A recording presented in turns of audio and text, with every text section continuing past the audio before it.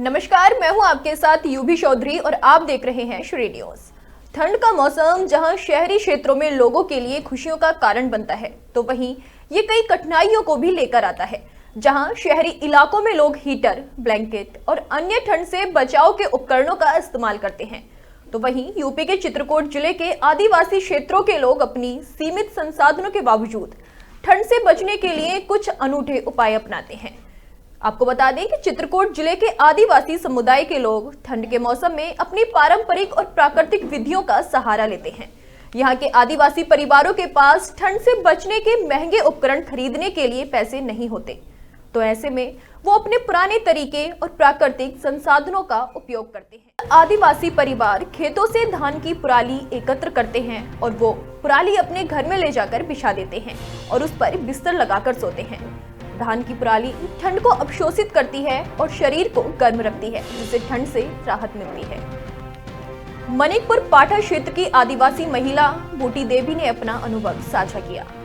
दरअसल मानिकपुर पाठा क्षेत्र की आदिवासी महिला बूटी देवी ने इस पारंपरिक उपयोग के बारे में बताया। उन्होंने कहा, ठंड के मौसम में हमारे पास ज्यादा काम नहीं होता है और जो कुछ पैसे जमा होते हैं वही घर के खर्चे के लिए काम आते हैं। मानिकपुर पाठा क्षेत्र की आदिवासी महिला बूटी देवी ने अपना अनुभव साझा किया। मानिकपुर पाठा क्षेत्र की आदिवासी महिला बूटी देवी ने इस पारंपरिक उपयोग के बारे में बताया। उन्होंने कहा कि ठंड के मौसम में हमारे पास ज्यादा काम नहीं होता और जो कुछ पैसे जमा होते हैं वही घर के खर्चे के काम आते हैं। महंगे उपकरण खरीदने का सवाल ही नहीं उठता। पूरे दिन वो लोग आग जलाकर ठंड को निकालने की कोशिश करते हैं, लेकिन रात में ठंड बढ़ जाती है, तब हम धान की पराली का सहारा लेते हैं। बूटी देवी ने आगे कहा कि इस पारंपरिक तरीके से ठंड से बचना उन्हें राहत का कारण बन जाता है।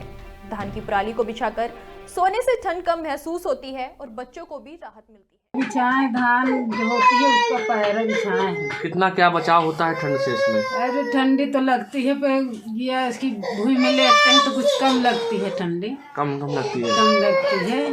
तो क्या ये ठंड के समय बिछाया जाता है? ठंडी के समय में बिछाया जाता है। तो क्या वो तो इसी से बचाव करते हैं आप लोग ठंड का? ठंड के लिए बिछाते हैं, इसमें कुछ बचाव होता है।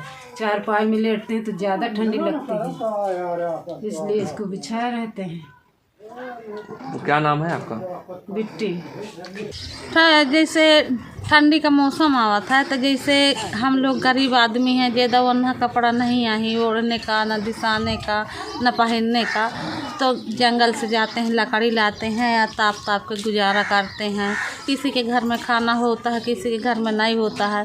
ठंडी के कारण आदमी काम नहीं जा पाता, तो यहाँ पर भूखे प्यासे आगे ताप के गुजारा करते हैं। तो क्या ये पूरी ठंडी ऐसी प्रक्रिया चलती रहती है? नहीं, जब तक ठंडी रहेगी तो ये सब अपना गुजारा करेंगे नहीं। कहीं भगवान थोड़ा बहुत नहीं करेगा तो फिर अपने काम धंधा चल जाएंगे, तो रोटी लंगोटी के लिए, पेट भरने के लिए, अपने बच्चों के लिए लाएंगे कमा। फिर अपने घर में जैसे रात के सोने के लिए वो क्या उपाय करते हैं, किस प्रकार से वो ठंड से बचते हैं लोग? सोने के लिए, सोने का कारण यह है, कोई किसी के चारपाई है नहीं है, और जैसे कम्मर है, चादर है, इनको दिशा के भूमि महाने बिछा के है सबको आदिवासी धान का प्यार वगैरह जब इस्तेमाल किया जाता है। हाँ।